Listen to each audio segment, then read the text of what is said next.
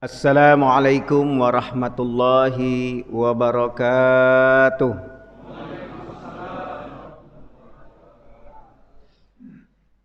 Asbahna wa asbahal mulku lillah walhamdulillah la syarikalah la ilaha illa huwa wa ilaihin nusur.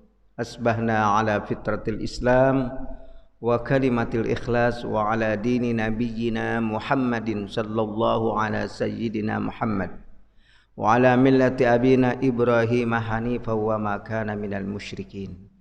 Asyhadu an la ilaha illallah wahdahu la syarikalah wa asyhadu anna Muhammadan abduhu wa rasuluh. Allahumma salli wa sallim ala hadzal nabiyil karim sayyidina Muhammadin wa ala alihi wa ashabihi wa junudihi wa ansarihi wa man tabi'ahum bi ihsanin ila yaumiddin.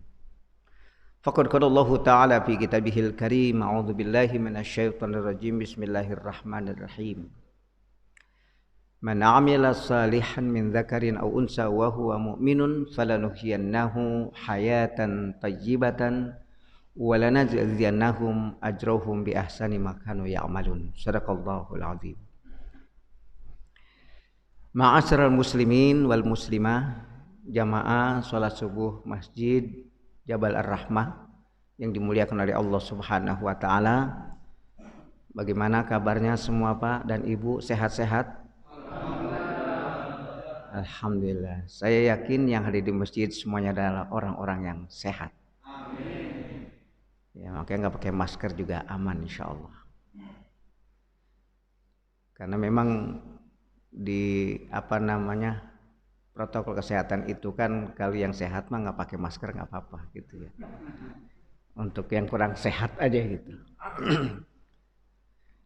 Baik para bapak dan ibu hadirin yang berbahagia, di pagi hari ini kita mengangkat tema yang ringan-ringan. Ya, biar pulang juga terasa ringan, enak gitu ya. Tema yang kita angkat sangat sederhana, meyakini apa yang kita percayai. Jadi sangat enteng gitu. Meyakini apa yang telah kita imani atau kita percayai. Kenapa tema ini yang saya angkat? Karena saya punya satu keinginan bagaimana keyakinan itu semakin mantap pada diri saya. Khususnya umumnya bagi para jamaah.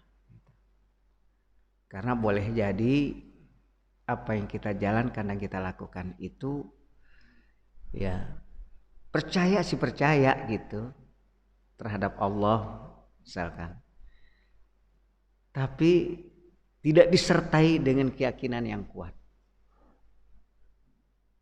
Makanya Rasulullah itu mengingatkan di dalam salah satu hadisnya, beliau mengatakan man shalla yura'i faqad asyrak.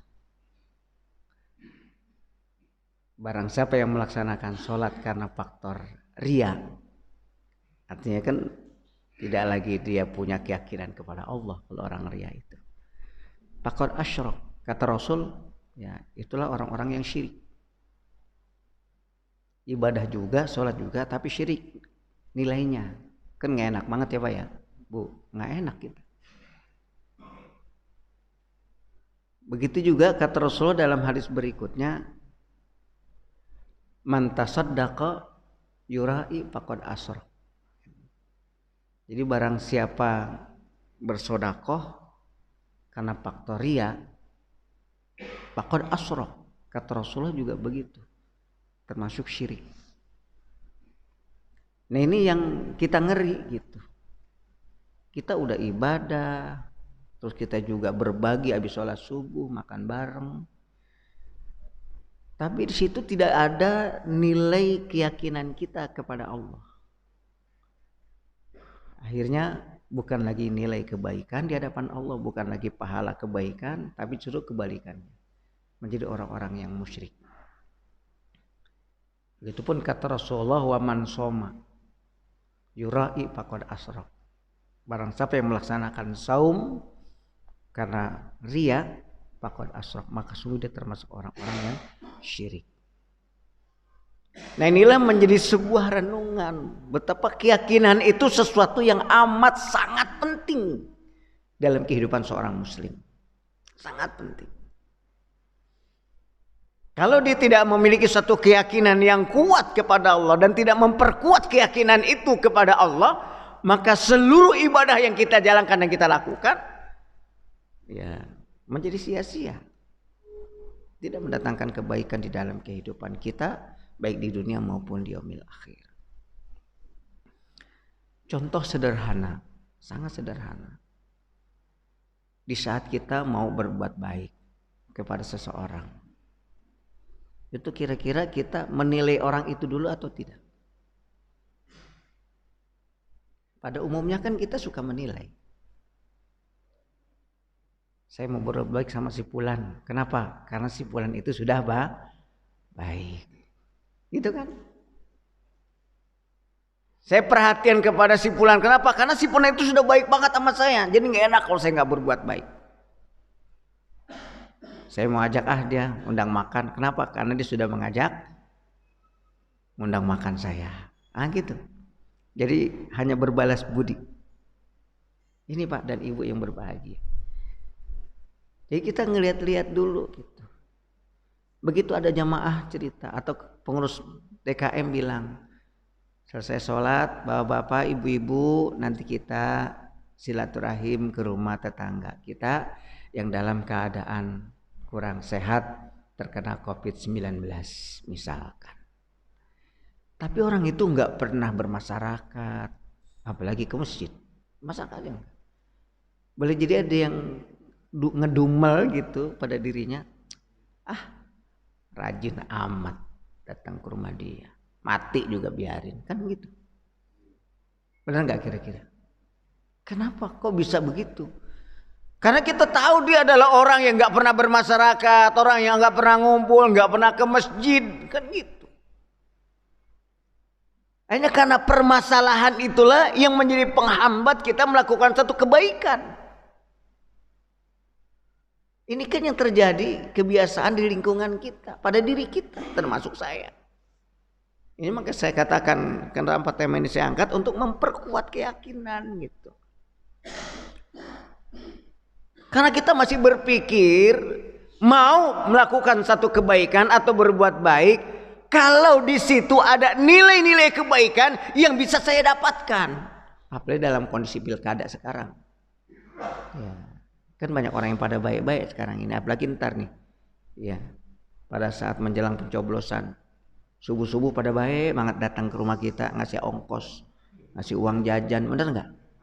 Iya tuh, nih buat uang jajan nih, sono ntar kalau ada tukang bakso panas-panasan kan gitu, bener nggak? Baik banget itu, sehari-hari nggak pernah tuh dia nongol ngasih duit. Karang-karang aja datang ngasih duit, datang ke majelis taklim, datang silaturahim, kan gitu. Iya kan?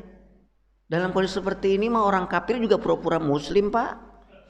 Iya, buat dia kan pakai jilbab juga halal walaupun Nasrani. Pakai peci juga halal walaupun dia kafir, pakai sorban. Nah, kita terkadang udah jelas-jelas orang kafir nggak boleh masuk masjid, nyampur sama kita. Kan kok seperti ini halal-halal aja tuh. Ya pakai sorban, pakai peci. Kadang pakai kerudung kalau yang wanitanya, begitu. Kenapa? Oh dia baik gitu. Kita pilih dah. Ya ketipu lagi kita. Ketipu. Karena umat Islam itu nih kita nggak pernah ngambil pelajaran dalam kehidupan kita. Ya orang kalau mau ngambil jabatan, masuk gorong-gorong juga masih dilakuin, Pak. Beneran. Ini bukan hoax loh, Pak. Masuk gorong-gorong yang penting dapat suara terbanyak. Yang tadinya ngatain kadrun, sekarang mah pakai pakaian kadrun, Pak, nggak apa-apa. Ya kan, karena emang mereka begitu, Pak. Quran juga udah memberikan ciri-cirinya begitu. Apa kata Allah? Wa idza laqul ladzina amanu qalu amanna wa idza khalau ila syayatinihim qalu inna ma'akum innama nahnu mustahzi'un. Sadaqallahul azim.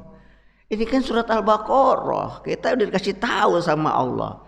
Jika engkau katakan kepada mereka beriman, dia juga bilang saya beriman kepada Allah.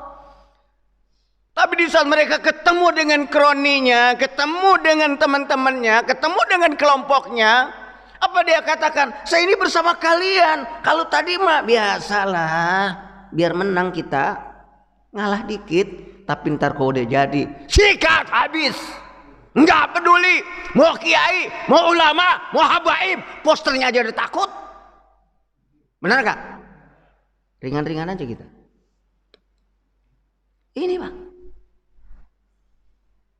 Ya bagi mereka makan halal-halal aja, cuma kita ketipu melulu gitu. Kenapa jadi ngomongnya jauh-jauh begitu ya?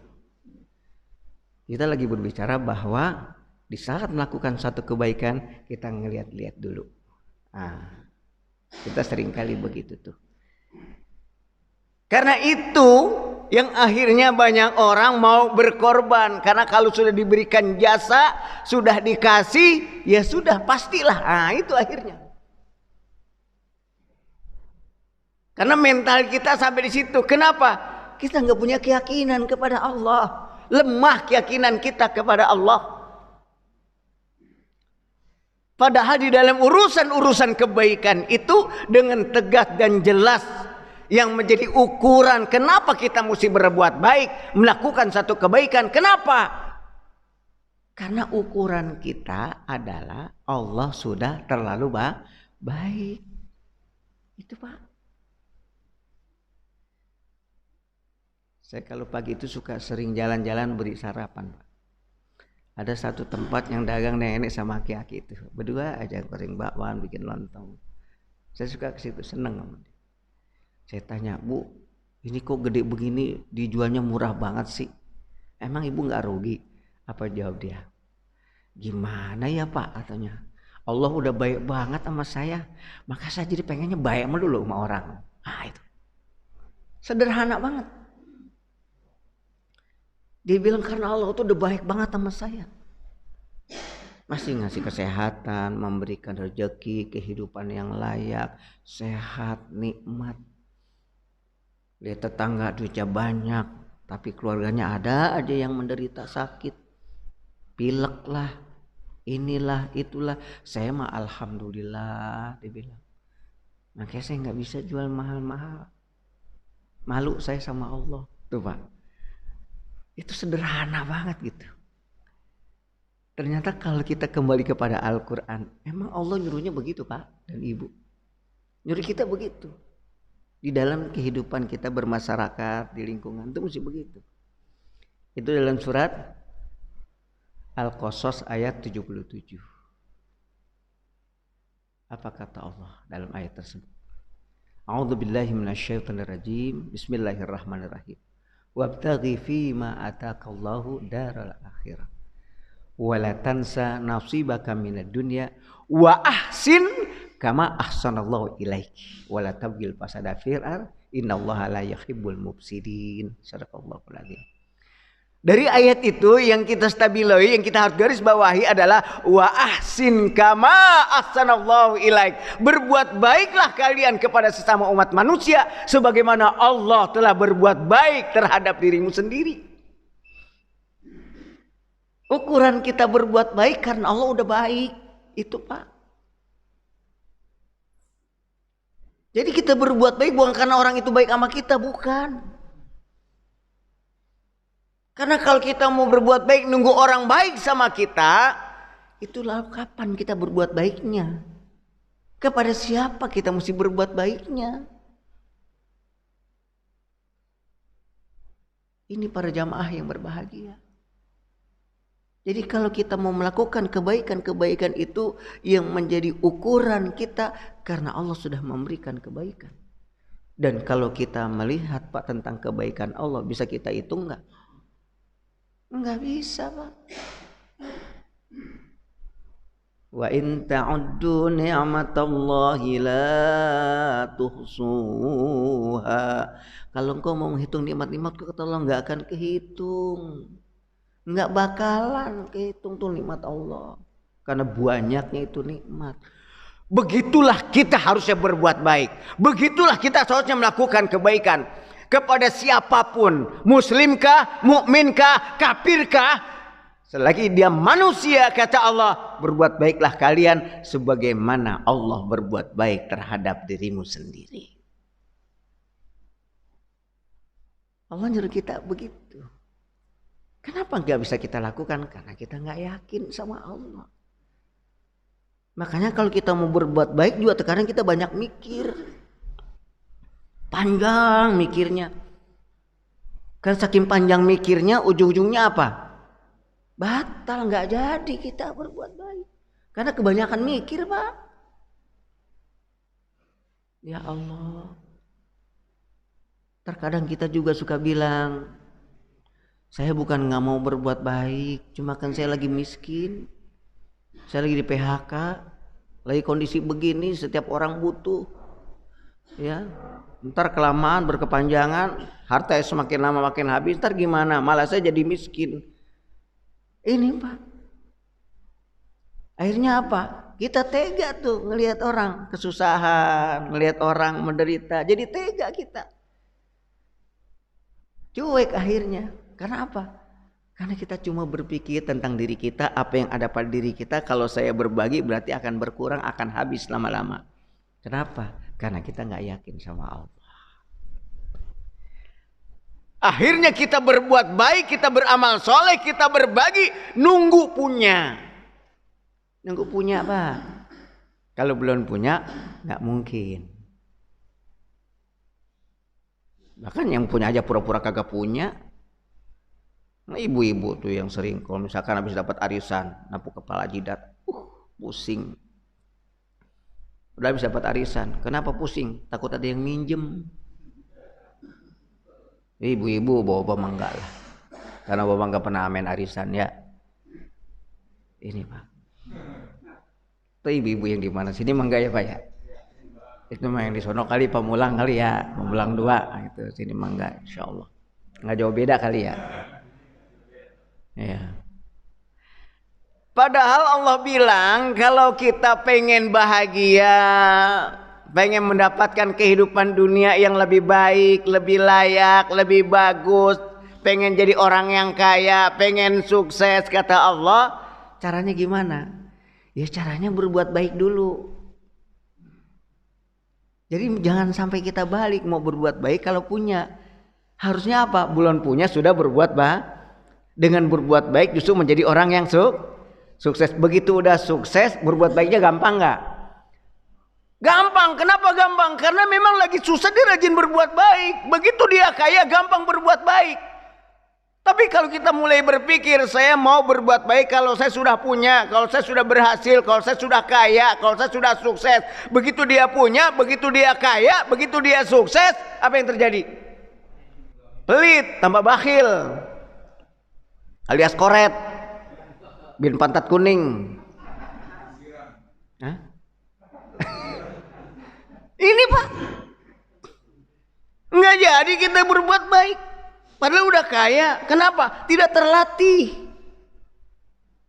Makanya kata Allah, kalau pengen engkau mendapatkan hayatan thayyiban, kehidupan yang layak, kehidupan yang baik, kehidupan yang bahagia, kehidupan yang kaya, kehidupan yang sukses, apa kata Allah? Man 'amila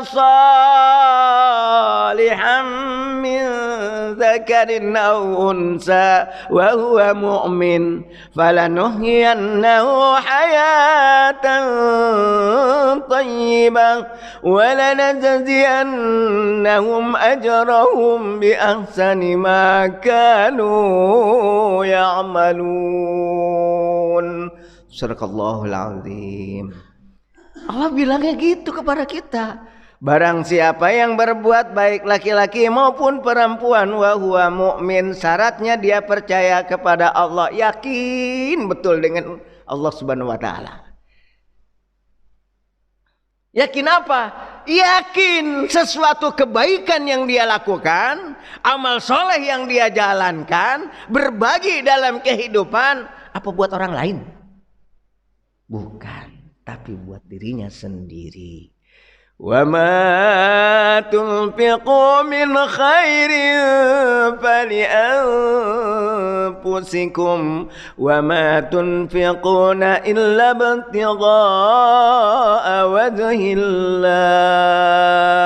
Al-ayah sadaqallahul adzim. Sesuatu yang baik kata Allah, yang kamu nafkahkan, yang kamu keluarkan, yang kamu jalankan, yang kamu berbagi. Apalagi kondisi pandemi saat ini, banyak orang membutuhkan tapi dia terus berupaya dengan keterbatasannya, dengan kesusahannya, dengan ketidakpunyaannya. Dia masih berupaya untuk melakukan kebaikan kepada orang lain tanpa melihat siapa dia, baik atau tidak terhadap dirinya. Terus dia lakukan, apa kata Allah? Maka itu akan kembali kepada dirimu sendiri. Dan apa saja sesuatu yang baik yang kamu nafkahkan, yang kamu belanjakan, yang kamu keluarkan, illa ibtigha'a wajhillah, hendaknya diniatkan semata-mata mengharapkan ridha Allah. Buat kita, Pak, bukan buat orang. Jadi kalau kita melakukan kebaikan kepada orang, bahwa kita sedang memperbaiki diri kita. Boleh jadi dengan amal soleh, dengan kebaikan itu, yang tadinya kita terserang corona enggak jadi.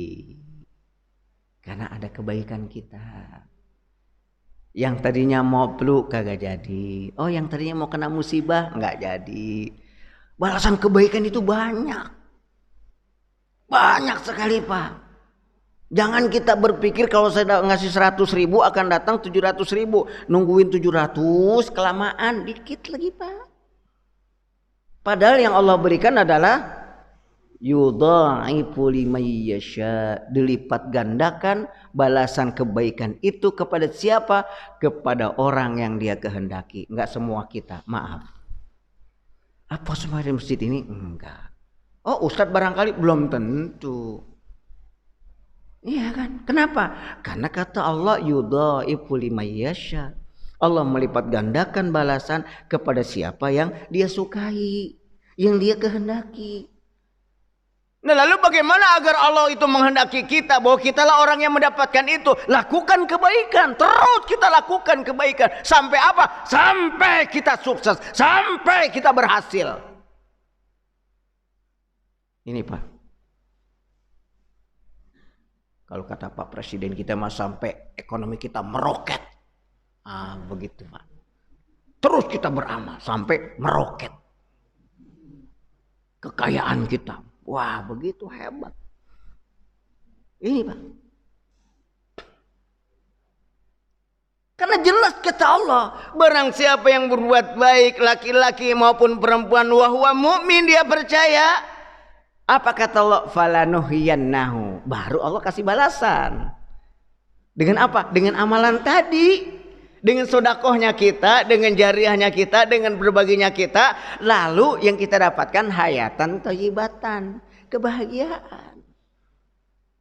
Makanya orang yang bahagia adalah orang yang bisa berbagi, bukan orang yang minta.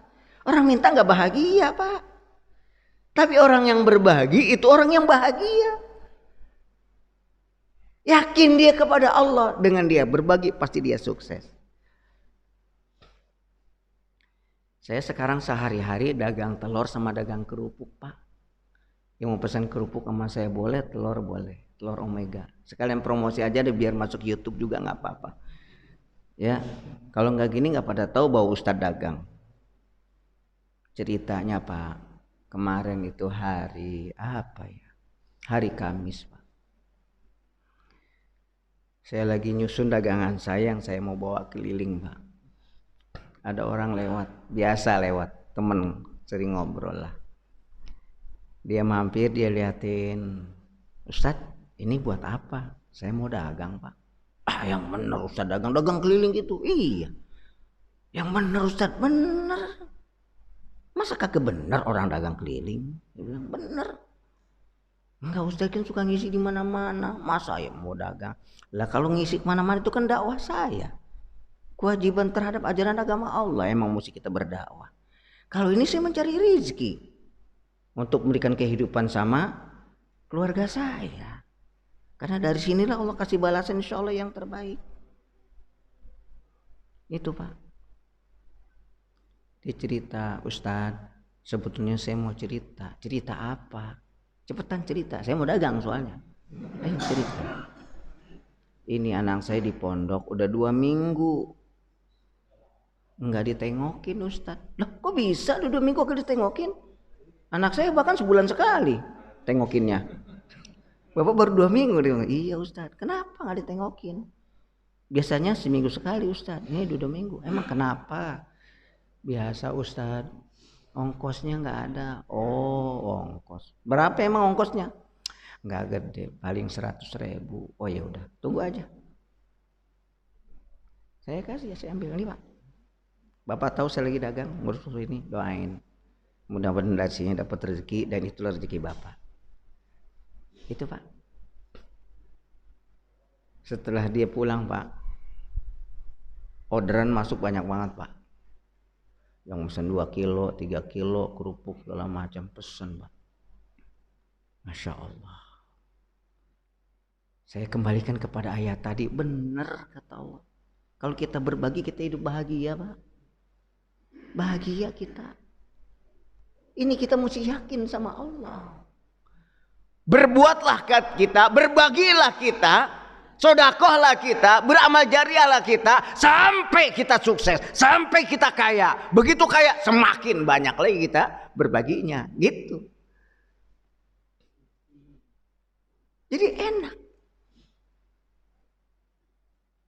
Saya sekarang nggak pernah lagi berpikir kalau saya dagang dapat untung sekian berarti saya mesti sedekah sekian. Enggak, saya nggak pakai ngitung-ngitung begitu. Pelit. Kalau ngitung begitu bikin puyeng Pak, beneran. Maka saya bilang sama anak saya, nah nih inget ya, ini uang dagangan Abi nih di laci. Kamu mau minta apa jangan pakai teriak-teriak Abi, ambil aja. Mau beli pulsa, mau beli apa ambil, jangan pakai bilang-bilang, ambil. Abi udah ridoin, gitu Pak. Biar enak, nyaman. Makanya begitu masuk ke kotak saya ambil dulu gitu. Elah bapaknya lebih pintar ketimbang anaknya. Mana sih?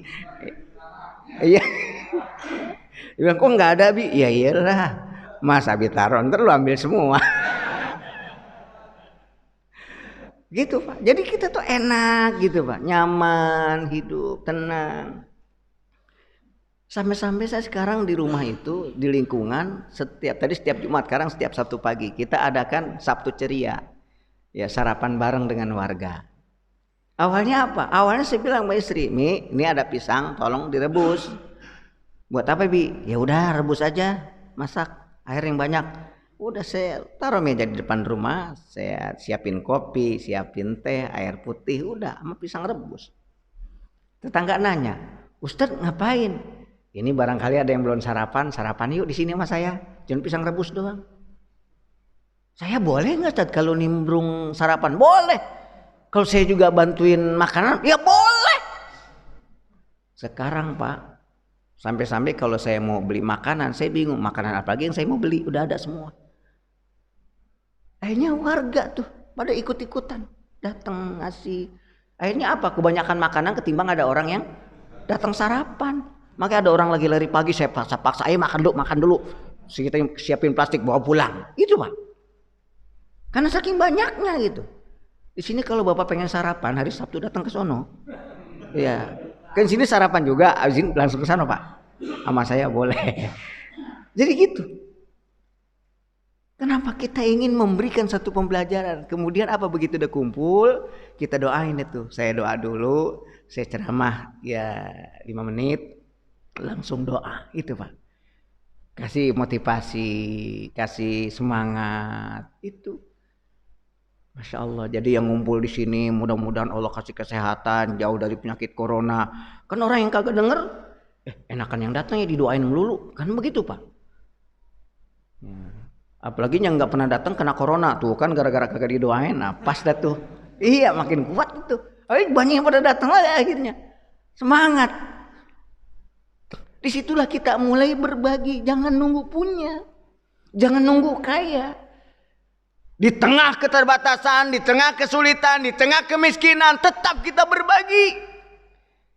Sehingga tidak ada lagi pada diri kita istilah kalau saya punya saya baru beramal soleh, enggak ada. Tapi saya akan terus berbagi dan berbagi kepada siapapun dalam kondisi apapun. Karena apa? Karena dia punya keyakinan kepada Allah bahwa Allah pasti memberikan yang terbaik dalam kehidupannya. Jadi gampang ngeluarin duit. Itu keyakinan dalam urusan amal soleh.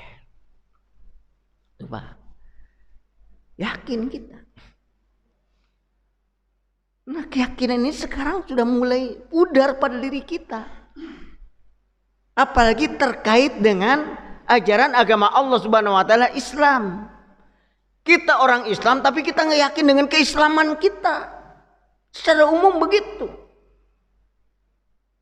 Yang seharusnya kita kan menanamkan keyakinan tentang keislaman kita. Bahwa Islam ajaran yang terbaik, Islam ajaran yang paling bagus, ajaran yang paling benar. Itu Pak. Sehingga begitu datang ajaran-ajaran yang lain, nggak pakai ribut-ribut. Orang saya mau udah yakin kepada Islam, selain Islam saya tolak, selesai. Ini Pak. Karena Islam yang terbaik, orangnya juga terbaik.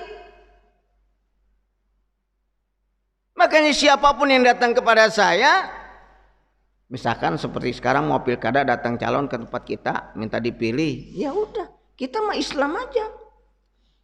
Saya mau orang Islam sih, yang paling benar Islam sih. Orangnya juga ya orang Islam yang paling benar. Kan begitu Pak. Selesai udah. Mau dikasih 100.000 kek, 200.000 kek, Islam doang. Dan orang Islam selesai. Selain Islam gak akan bisa berkembang Pak.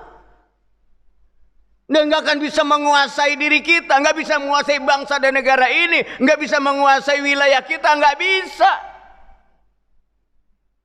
Karena pakemnya Islam itu udah jelas ada Quran dan Sunnah yang mesti kita angkat, yang mesti kita yakini, yang mesti kita pahami dan kita amalkan dalam kehidupan kita. Karena kata Allah, wala tajaluna yuqatilunakum hatta yaruddukum an dinikum in istata'u. Kan jelas banget tuh ayatnya.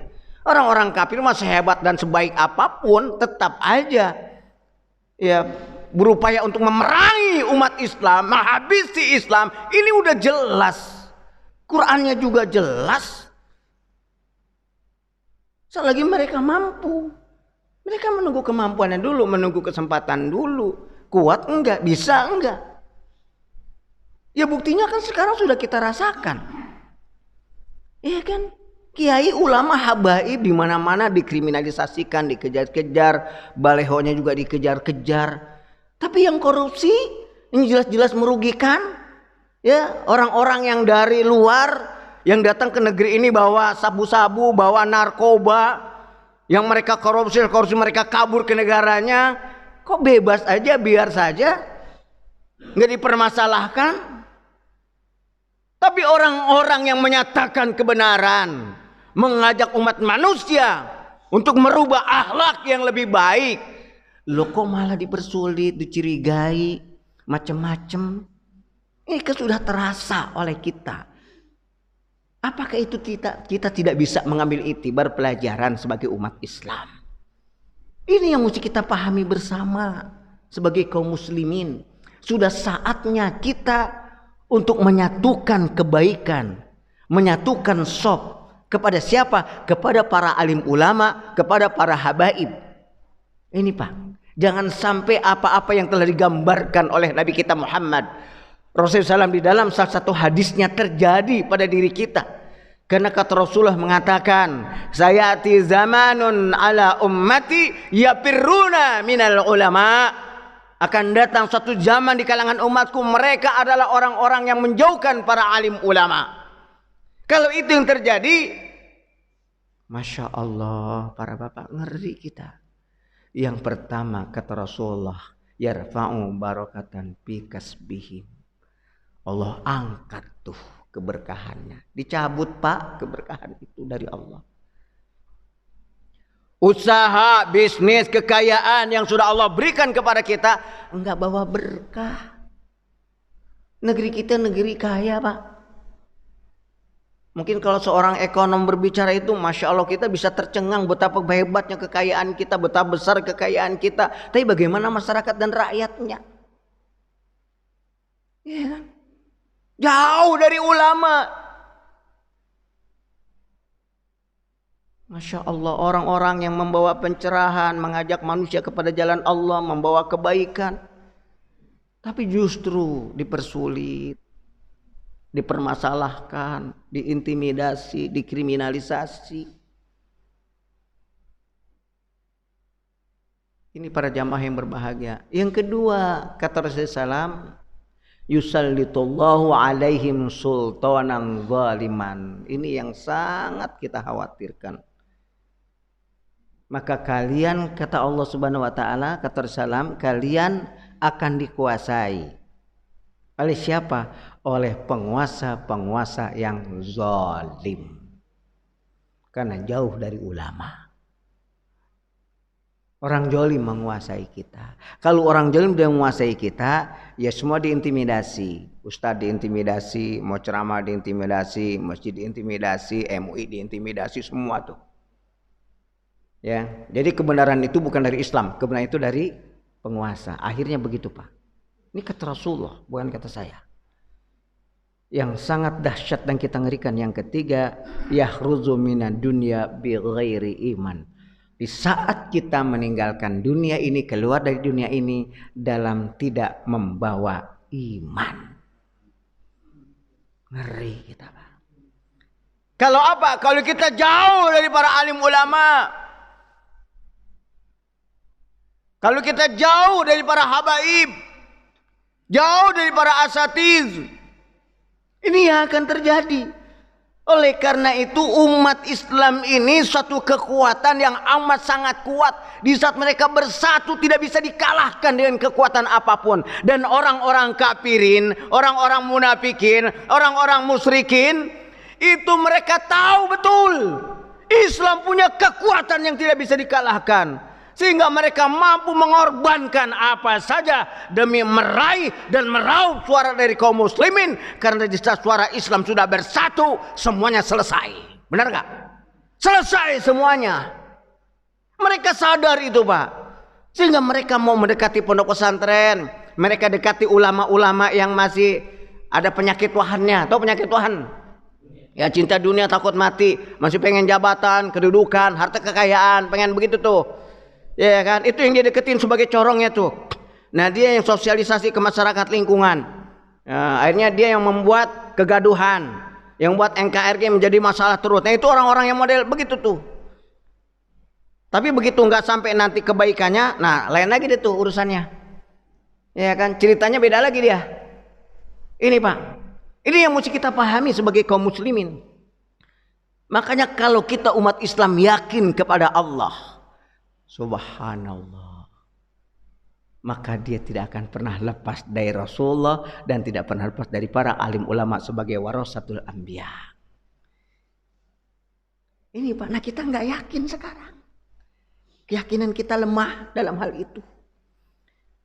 Makanya kiai ulama habaib yang jujur banyak, yang amanah banyak, tapi yang punya keberanian masih sangat dihitung.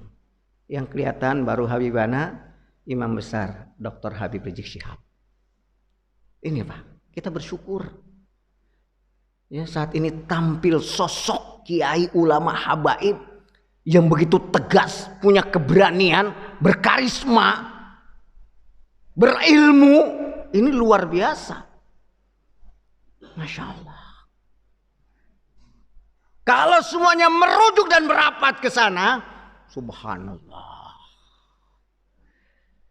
Ini orang kafir nggak akan bisa tidur, Pak. Beneran nggak bisa tidur dia, Pak, siang malam, ya, karena memang itulah janji Allah.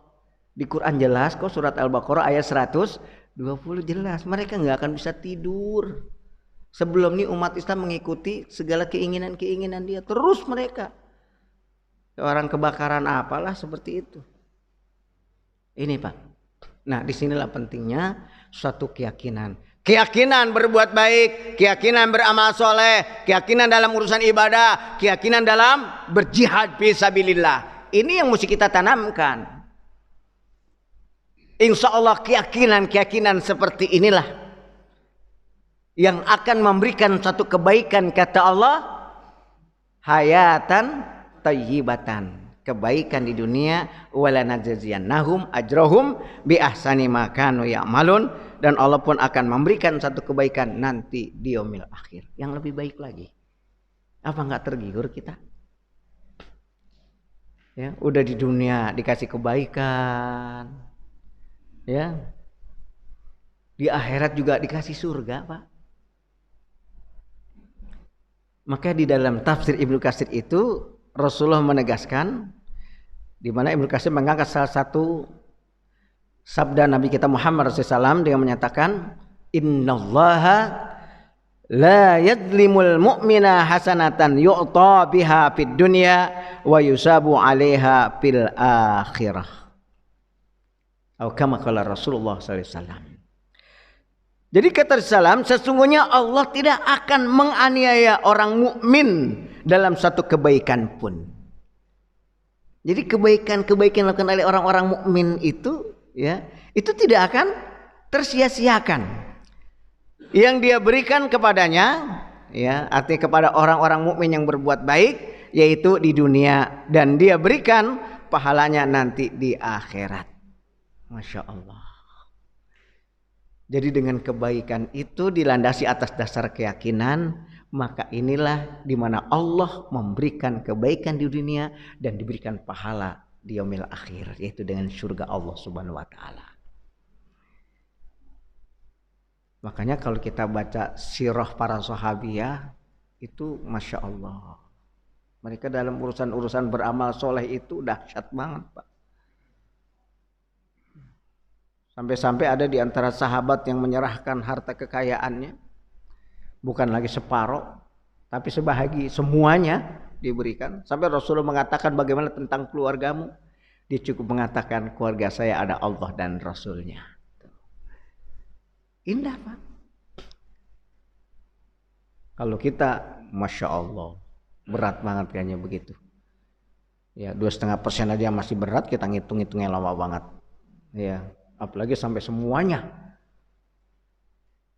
Ini dahsyat, Pak. Zaman sahabat begitu.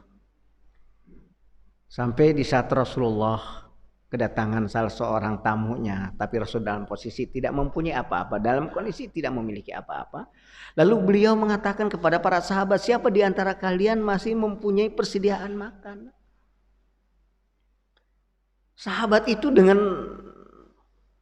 pedenya gitu, dengan percaya dirinya, dia mengatakan, saya ya Rasulullah. Wah, kata Rasulullah, kalau emang ente masih punya, tolong bawa tamu saya, ya, berikan hidangan yang terbaik. Begitu sampai di rumah, nanya bininya dulu, Pak. Nanya bininya, ya Allah, Mi, kira-kira kita masih punya makanan gak? Lah, udah ngajak tamu baru nanya bini, Pak. Karena kagak ada handphone, Pak. Kalau ada handphone mungkin di WA dulu. Mah, ada makanan nggak? Mungkin begitu ya. Ini ada tamu Rasulullah nih, mungkin gitu. Karena nggak ada, main bawa aja udah. Apa kata istrinya? Wahai suamiku, ada. Cuma itu makanan buat anak-anak kita. Kata suaminya apa? Ya udah, kalau gitu bagi 2 aja dah.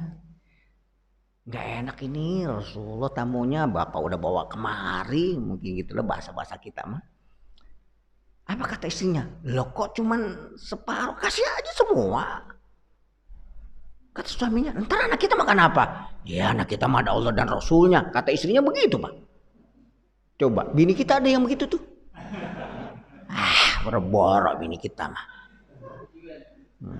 Kita bawa temen aja juga. Kayak ngasih uang belanja gede aja lu. Bawa temen jemakan lagi. Iya kan? Apalagi udah tahu temannya kita bawa makannya banyak.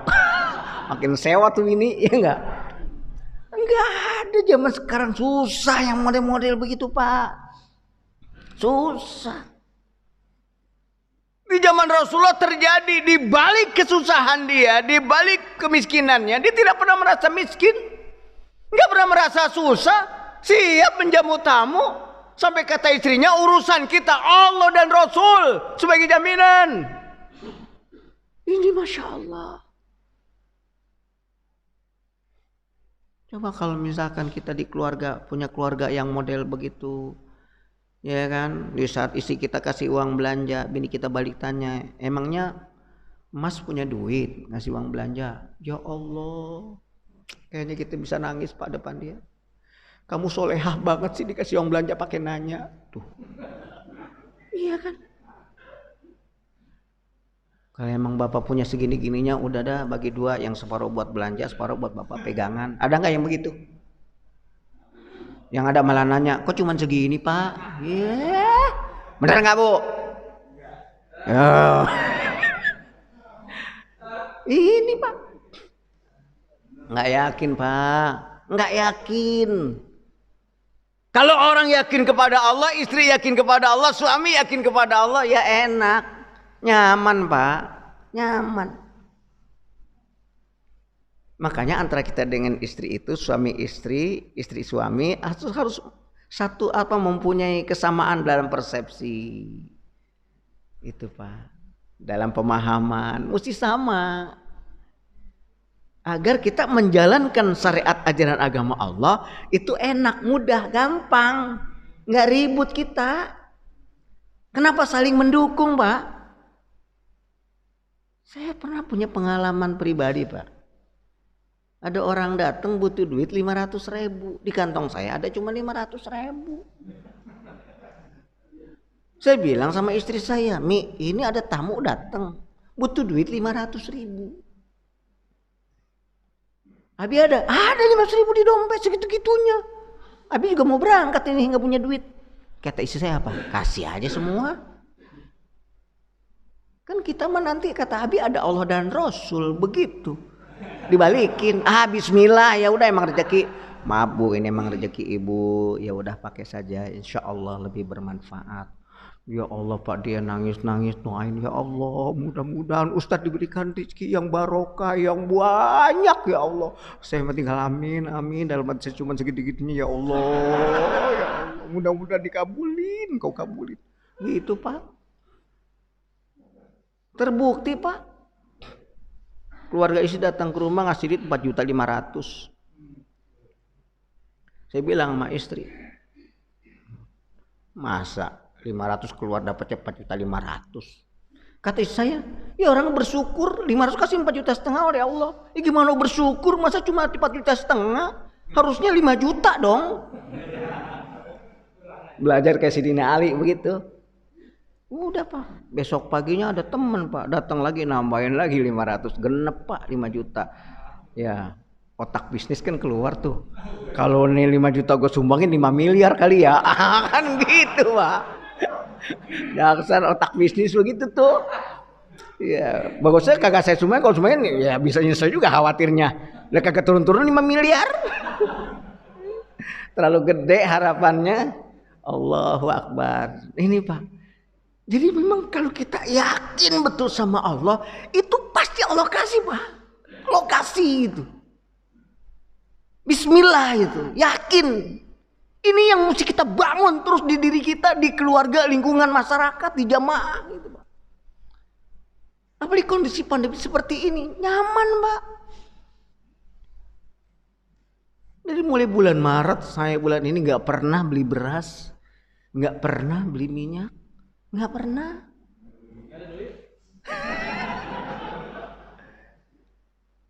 Ada dari lembaga datang, saya bilang sama istri, ini kan dari lembaga, buat siapa?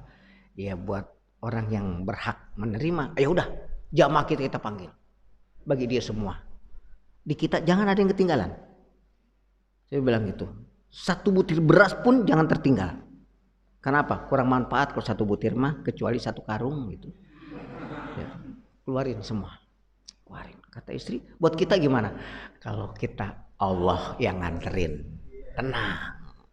Yakin gak? Oh yakin, kata istri. Yakin. Orang Abi aja dia yakin, masa saya kagak yakin? Pastilah. Yakin. Bener ada yang datang Pak. Datang RW datang. RW sendiri manggul datang ke rumah. Iya. Warnanya merah putih. Wah, dikasih. Wah. Alhamdulillah, saya bilang masih ada yang baik, presiden ngasih. Masya Allah. Saya bilang sama istri, udah ini kan 5 kilo nih, dikilo-kiloin. Ntar kalau ada yang lewat kasih. Buat kita, ntar ada yang nganterin lagi, tenang aja. Udah bismillah aja begitu terus. Kata istri, kita kapan mau masak ini? Tenang aja, ada. Ini Pak. Terus begitu kalau kita jalanin terus, nggak akan pernah selesai. Rezeki nggak akan pernah selesai. Terus Allah akan support kepada kita Pak. Terus begitu. Kenapa? Yakin. Allah maha kaya, Allah maha mengatur, Allah maha pengasih dan penyayang, Allah maha dermawan. Tahu tentang kita, tahu mengenai kebutuhan kita apa, maunya kita apa. Allah tahu, cuma kita tidak pernah mau tahu tentang maunya Allah. Kalau Allah udah jelas tahu tentang kita. Sampai-sampai kalau kita kurang puas apa yang sudah Allah berikan kepada kita, kata Allah, minta, kamu minta, aku kasih, kata Allah. Jelas kedekatan Allah kepada kita. Uji budak watad da'i idza da'an. Aku akan memberikan kepada hamba-hambaku yang senantiasa memohon, minta kepada aku, kata Allah. Aku berikan, ujib, kata Allah, aku kasih. Fal yastajibuli wal yu'minu bi. Syaratnya 2 yang mesti kita lakukan. Cuman 2. Berapa Pak? 2. Yang mesti kita perhatikan cuman 2. Bukan kampanye. Tapi pikirannya ngeres lagi. Iya cuman 2. Bener kan? Iya. Apa 2 itu? Yang pertama, fal yastajibuli. Kita harus merespon panggilan-panggilan Allah. Tuh, kita respon tuh panggilan Allah. Kata Allah, pilih pemimpin yang baik. Kalau dia dari partai-partai yang baik, partai yang nggak pernah korupsi, partai yang nggak pernah bohong, itu Pak yang mesti dipilih. Memang begitu. Respon panggilan Allah. Allah suruh sholat segera. Allah suruh kita infak segera. Jangan tunggu-tunggu lagi, jangan banyak mikir-mikir lagi. Bismillah. Wal yu'minu bi. Mantapkan keimanan kita, tidak ragu dengan keberadaan Allah, tidak ragu keberadaan Rasulullah, tidak ragu keberadaan orang-orang mukmin. Wa may yatawallallahu wa rasulahu walladzina amanu fa inna hizballahi humul ghalibun. Orang yang mengambil Allah dan Rasul dan orang yang beriman sebagai pelindungnya, pendampingnya, pemimpinnya, kata Allah, mereka adalah orang-orang yang mendapatkan kemenangan di hadapan Allah Subhanahu wa taala. Keyakinan yang mesti kita tanamkan, tidak boleh ragu kepada Allah dan Rasulnya. Innamal mu'minuna alladzina amanu billahi wa rasulihi summa lam yartabu wa jahadu bi amwalihim wa anfusihim fi sabilillah ulaika humus shadiqun. Sadaqallahul azim. Sesungguhnya orang-orang yang beriman hanya iman kepada Allah dan Rasulnya, dan dia tidak ragu kepada Allah dan Rasulnya. Ketidakraguan itulah dia buktikan dengan al-jihad, penuh semangat di jalan Allah, harta dan nyawanya sebagai taruhan yang harus dia korbankan. Mereka itulah orang-orang yang benar imannya. Mudah-mudahan kepercayaan kita, keimanan kita kepada Allah dan Rasul dilanjutkan, diperkuat dengan keyakinan sepenuhnya kepada Allah dan Rasulnya. Insya Allah, amin ya Rabbal Alamin. Karena Pak Ustadz Jamil udah berubah, berarti udah kode ya.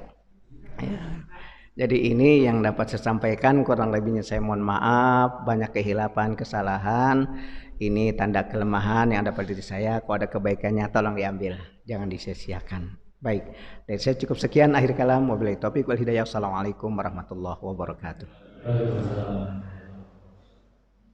Alhamdulillah ya 1 jam penyampaian dari Ustaz Sofwan. Barangkali ada beberapa menit jamaah yang akan menanyakan sebelum kita melaksanakan salat sunat subuh. Silakan bagi jemaah yang akan para jamaah langsung silakan Pak. Assalamualaikum warahmatullahi wabarakatuh. Waalaikumsalam warahmatullahi wabarakatuh. Terima kasih atas kesempatannya Pak Ustadz. Dalam meyakinkan apa yang kita lakukan dalam kebaikan itu, apakah kita bisa mengukur atau kita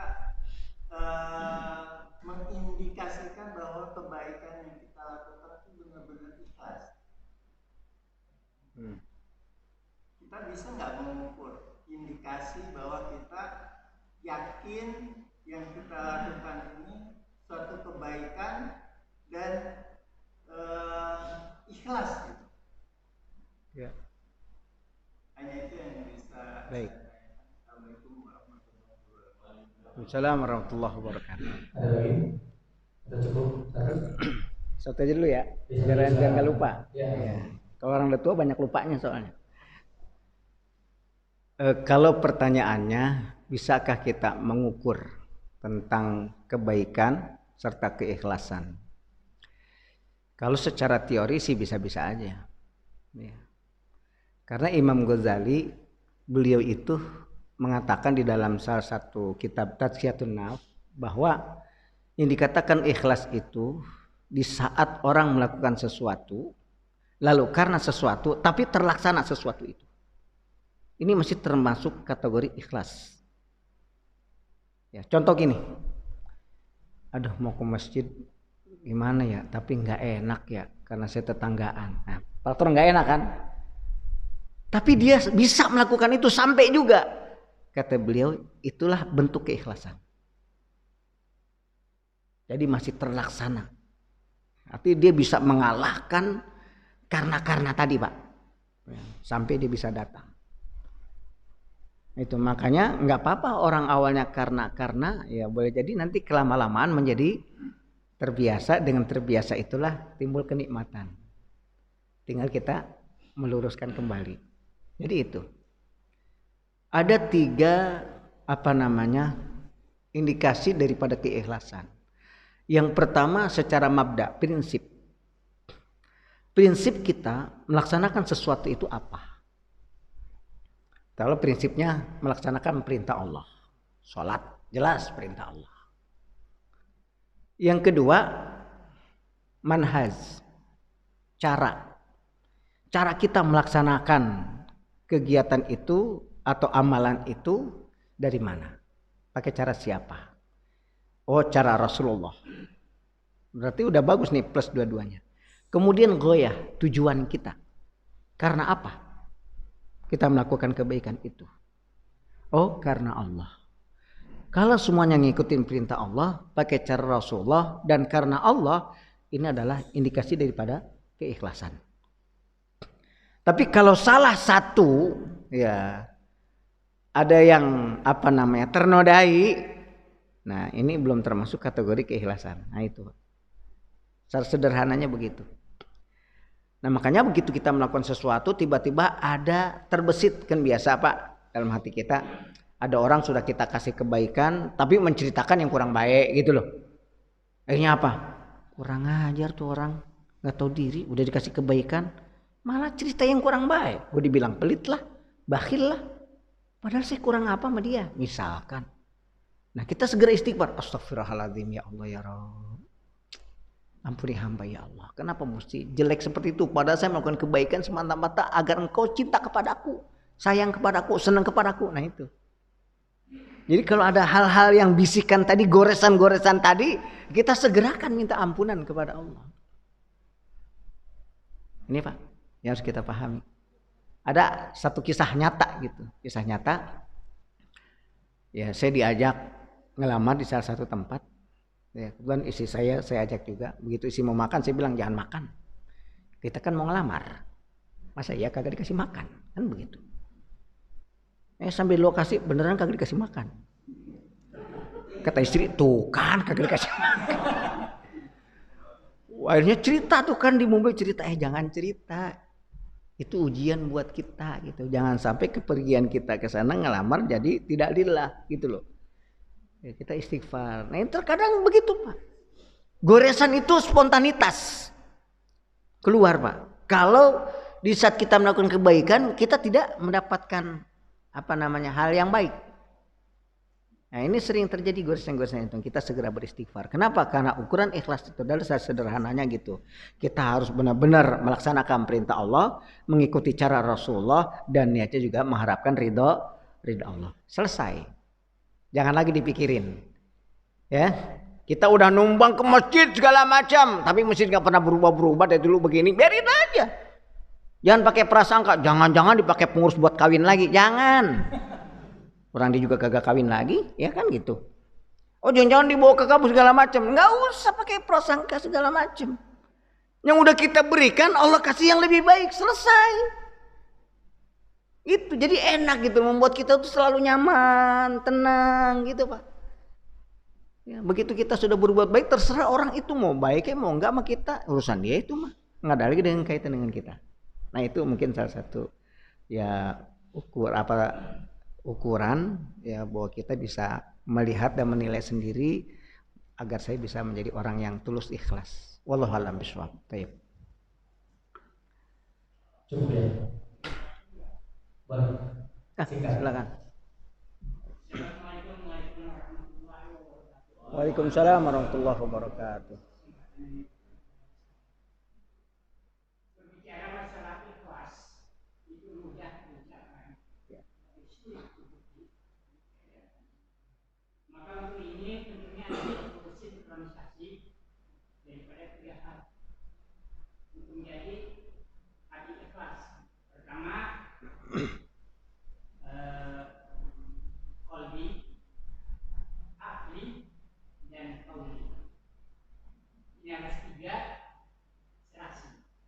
Bapak-bapak, kadang-kadang kita sudah memiliki niat di hati, tapi apa yang tadi Pak Ustaz katakan, gimana kalau kita semua ini kita merasa kan? Ya. Jadi harus ada sinkronisasi, di mana kita pertama hati, yang kedua hati, yang ketiga qauli. Jadi ini harus sinkronisasi. Ini bagaimana pendapat Pak Ustaz? Ya. Baik. Jazakallah khair. Ini tambahan ilmu buat kita. Ya. Ya, karena memang antara pikiran dengan hati ini terkadang kan suka berbeda, nggak sinkron gitu ya. Nah, apalagi dengan lisan gitu.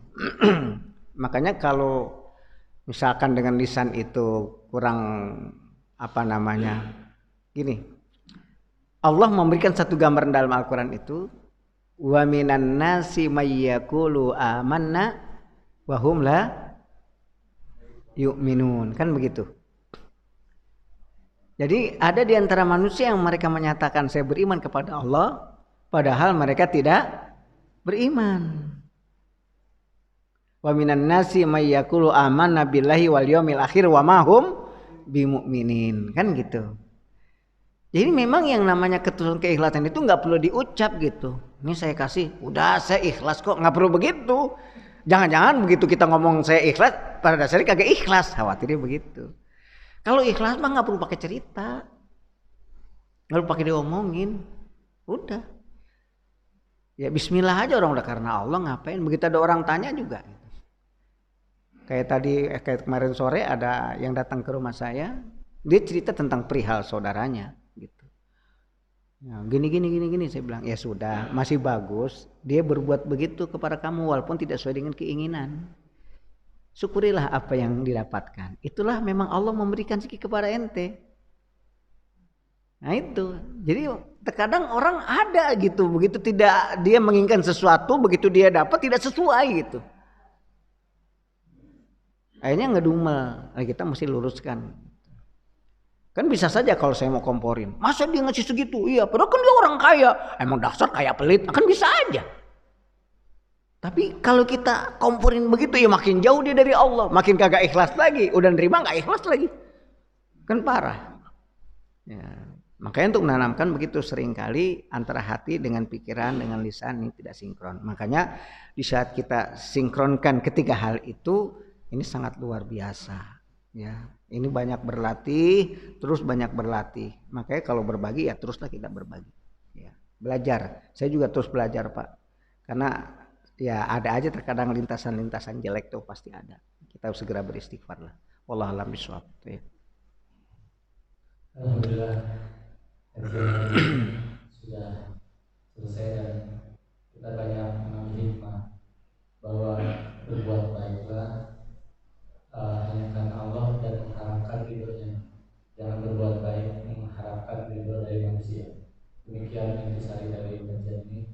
Billahi taufiq wal hidayah. Wassalamualaikum warahmatullahi wabarakatuh. Waalaikumsalam warahmatullahi wabarakatuh. Salat sunat subuh.